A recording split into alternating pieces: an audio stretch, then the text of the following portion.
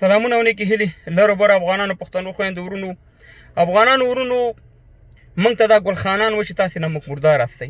نن زه شارجه ته راغلی یم. په شارجه کې د شارجه کرکټ ګراونډ مخې ته ولاړ یم. دې ته زه نن دا ښیم چې ګلخانانو موږ نه موږ حلاله یو که تاسې نه موږ مردار هستئ.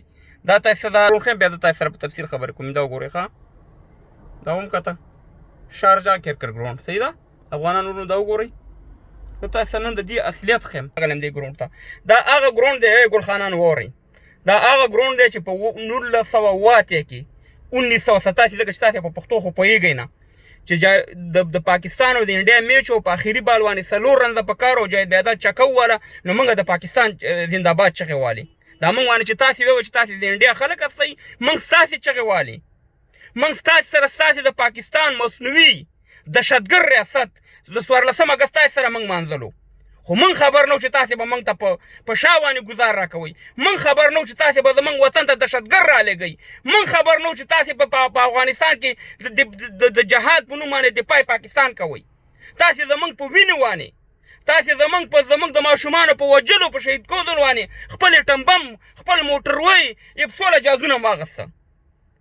افغانانو ورونو موږ ته ډېر افسوس راځي، موږ ته ډېر افسوس زموږ په دغه جهادي لیډرانو باندې راځي. زه ټول مجاهدین نه ښیم چې کله به پاکستان کې د پاکستان 14 اګست و، نو موږ به د پاکستان د 14 اګست دغه کوله، خوشحالي کوله.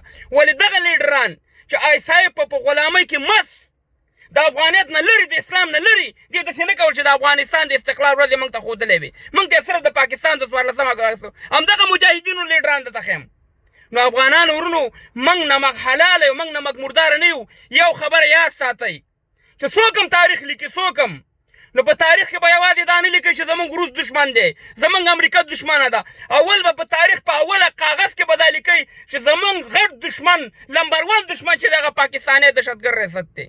دا 45 کاله لر او بر پښتانه افغانان وجلي. دا د اسلام هم دشمن دی، د انسانیت هم دشمن دی. تاسې موږ ته راځئ، تاسې موږ ته پیغورونه راکوئ. موږ هغه خلکو چې موږ تاسې ته درجوخ شو چې تاسې زموږ ورونه وئ، تاسې زموږ مسلمانان هستئ، خو خبر نه وو چې تاسې زموږ د وطن، زموږ د افغانانو، زموږ د مسلمانانو د بربادۍ خلک هستئ. تاسې اصلي ضربه اسلام ته، اصلي ضربه افغانانو ته تاسې ورسوله. قسم دی چې موږ هغه خلکو چې موږ به تاسې سره د انډیا په خلاف باندې ودرېدو، خو نن هر یو افغان پوه شو چې زموږ دشمن نه روس دی، نه امریکا ده، دغه پاکستان دی. ځکه چې ستاسې د لاسه موږ ته اور لګېدلی. دا نن چې په غزني کې 15 ماشومان زموږ شهیدان شوي دي، دا هم دا ستاسې د دهشتګردۍ د لاسه. زموږ وطن ته دهشتګرد لېږئ، زموږ وطن ته بمونه لېږئ، او موږ ته میله چې انډیا د انډیا نیغه نیغه کوله. نن تاسې د انډیا سره انډیوالي کوئ، موږ وروره موږ ته وایي تاسې ورسره ولې انډیوالي کوئ. نو ډېر افسوس دی. ما هغه کرکټ ګراونډ ته درنه رالم ډېره موده پس چې په 1908 کې موږ پاکستان سپورټ کوو. نن هر یو افغان د پاکستان په خلاف باندې دی، ځکه چې دا یو دهشتګرد، دا هم د مسلمانانو خلاف ملک دی، دا هم د افغانانو خلاف ملک دی. د دې سره زموږ بالکل دښمني ده. خدای